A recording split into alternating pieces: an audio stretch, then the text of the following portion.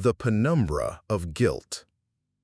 On a chill autumn evening, our reclusive protagonist journeys into a village that time appears to have forgotten. As dusk descends, twisted pathways and crumbling facades welcome him. The oppressive mist and the wind's soft, sorrowful whispers hint at a dormant terror. Every footstep stirs ancient memories and a forewarning. This is no ordinary place, but one where shadows seem to breathe and the past bleeds into the present. The village sprawls before him like a relic of lost glory and relentless decay. Derelict mansions, broken statues, and silent alleys tell of happier times long since swallowed by despair. Faded murals and mysterious sigils etched onto weathered stone hint at forgotten traditions and curses that have long plagued the community. As he roams these deserted streets, an unspoken promise of dread lingers in the cool, stagnant air. In hushed conversations with the wary few locals, the protagonist pieces together legends passed down through trembling voices. They speak of a malevolent force known only as the Penumbra, a spectral entity that awakens with the night. Tales of mystical creatures roaming the twilight and ancient rituals that breached the boundaries of mortal and supernatural begin to converge into an eerie narrative. Every word reinforces the notion that the village's curse is as deep-rooted as the sorrow etched into its stone. Night deepens, and with it comes an unsettling phenomenon, the gathering fog that seems almost sentient. In the swirls of vapor, indistinct shapes and murmuring voices edge into view. The protagonist, ever observant, notes how every whisper and fleeting silhouette hints at a lurking presence, a specter that defies the natural order. These eerie encounters create a tension that coaxes him deeper into a maze of supernatural doubt. While exploring a decaying manor, the protagonist uncovers an ancient, leather-bound manuscript hidden beneath a shattered floorboard. Scrawled in archaic script, the text details cryptic incantations, ritualistic symbols, and ominous prophecies.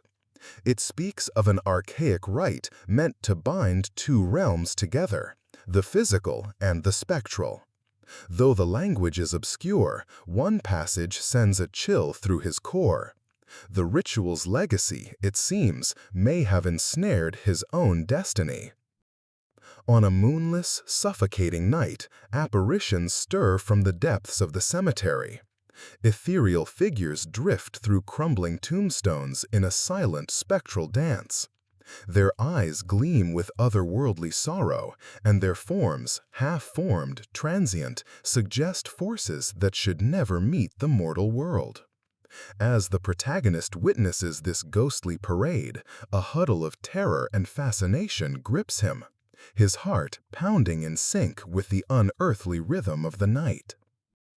The spectral encounters ignite something deep within him. Flashbacks of a forgotten past invade his dreams.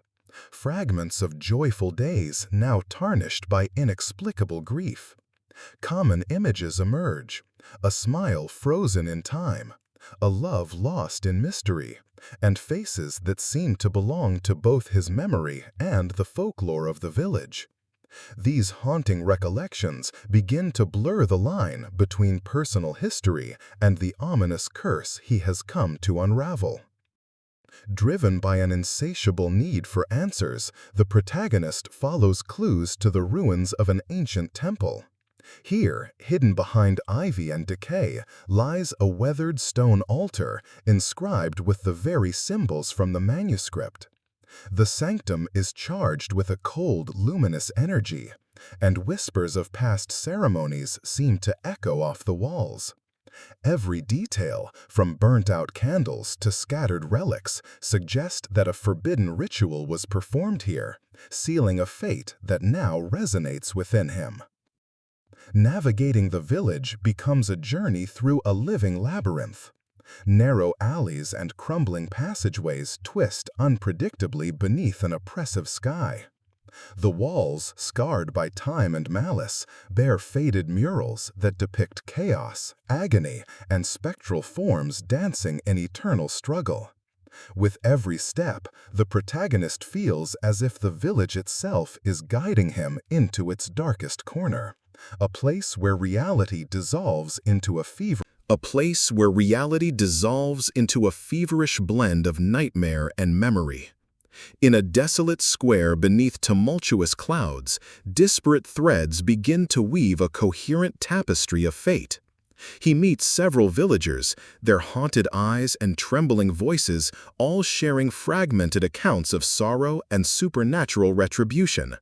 Slowly, distinct symbols and recurring motifs in their stories converge, hinting that the curse is no random calamity. The evidence slowly suggests a painful connection. Perhaps his arrival was not chance, but a predestined moment in this grim chronicle. The twilight hours now reveal a proliferation of mystical creatures. Ethereal beings, part ghost and part specter, materialize among the ruins. Wisps of energy with eyes like embers, and humanoid shapes cloaked in ancient, translucent veils. Their presence is paradoxical. They are at once terrifying, yet almost reverent, as though charged with an arcane duty to guard secrets or to forewarn of dire consequences. Their silent, eerie communion speaks of a purpose intertwined with the village's doomed legacy. Within a sprawling, decrepit mansion, rumored to house many of the village's secrets, the protagonist begins to notice something impossible. The walls themselves seem alive. Faint, sorrowful voices murmur through crevices, and broken mirrors flash brief images of unfamiliar faces and cryptic symbols. Each night, the mansion transforms into a mausoleum of sound and vision, a repository of grief and half-remembered incantations. The building, steeped in history and spectral energy, becomes a haunting narrator of the events that have scarred the village.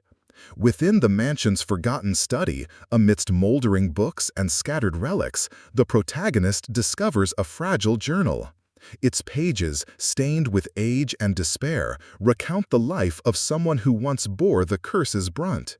The entries detail forbidden rituals, harrowing encounters, and personal confessions of guilt that echo the manuscript's dark verses. Most unnerving are the final passages, cryptic hints that this author, too, was ensnared by forces that defied time and morality. The journal's revelations add another layer to the curse, suggesting that the cost of these rituals echoes through generations. During a violent, storm-threatened night, the villagers assemble in a long-abandoned hall. Beneath flickering lantern light and amidst murmurs of desperate incantations, they perform a ritualistic ceremony intended to appease the ancient energies. The air vibrates with silent accusation, as every participant seems to carry the burden of a secret, a shared recognition of a darkness too profound to be contained. Caught in this congregation of trembling souls, the protagonist feels the duality of human desperation and mystic power. The ceremony, both a plea for redemption and a resignation to fate, deepens his entanglement with the curse. As days bleed into nights, the protagonist finds the boundaries between the tangible and the spectral disintegrating.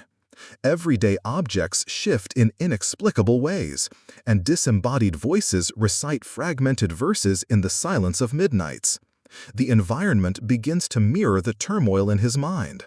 Time stretches, and reality folds upon itself in eerie distortions. In this chaotic interplay of vision and nightmare, the notion that the pestilent curse is a mere external force crumbles beneath the weight of a more disturbing possibility. That the supernatural manifestations are reflections of an inner, unresolved darkness. Clues scattered throughout decaying archives and whispered legends now merge into a startling revelation. The ancient manuscript, the eerie rituals, and even the mystical creatures all share an undeniable connection to his own lineage. In faded photographs and cryptic records preserved by the few remaining elders, he finds hints of a generational pact, a forbidden agreement sealed in despair and occult power. Every document, every symbol, now resonates with the painful possibility that his bloodline is inextricably linked to the curse that has gripped the village for centuries. As mounting evidence stokes the flame of his personal torment, the protagonist finds himself suffocating under the burden of revelation. The oppressive shadows now seem to follow him relentlessly. In isolated moments, echoes of his own buried guilt whisper back at him, suggesting that his destiny was intertwined with the dark ritual from the very beginning. Each symbolic mark he uncovers, the almost invisible scars in old walls, the recurring glyphs in the manuscript, drags him further into an emotional abyss where responsibility, regret, and destiny merge into a single unbearable weight. With courage hardened by despair and determination forged in the crucible of his own guilt, the protagonist journeys to a secluded clearing at the edge of the cursed village. Here, at the twilight of the old world, the desecrated remnants of the ancient ritual lay scattered, a stone altar bathed in the soft glow of dying embers. As he confronts the spectral manifestations that surround him, he is met by phantom guardians and ethereal portents. Their presence is accusatory and mournful, compelling him to challenge both the external curse and the internal chasm of self-reproach that has long haunted him. In the quiet aftermath of his confrontation, the layers of mystery begin to peel away. In a shattering moment of clarity, a spectral figure, its form wavering between horror and familiarity, reveals itself as an unmistakable reflection of the protagonist. In that moment, it becomes apparent that the monstrous apparitions and the curse itself are not solely the work of an ancient evil lurking externally.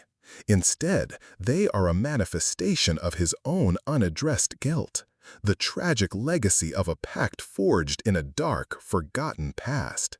Each eerie vision and every dread-filled encounter now assumes a more personal significance, one in which the line between victim and culprit has blurred irrevocably. In the final crescendo of dread and self-realization, the ultimate truth emerges. A cascade of long-buried memories and retaliatory revelations exposes the horror at the heart of the mystery. The protagonist is the unwitting architect of the village's torment. His ancestors' forbidden pact, revived through his own lineage, has reawakened a darkness that has slowly consumed the village and his soul. The penumbra, the spectral presence that had haunted every corner of this forsaken land, is the embodiment of his suppressed guilt. In a climax that is as inevitable as it is shattering, he must confront the terrible notion that every terror he fought, every spectral visitation, was a mirror of his own inner torment. The final pages leave him and the reader with a profound question. Can the scars of the past ever be healed, or is one destined to dwell forever in the shadows of guilt?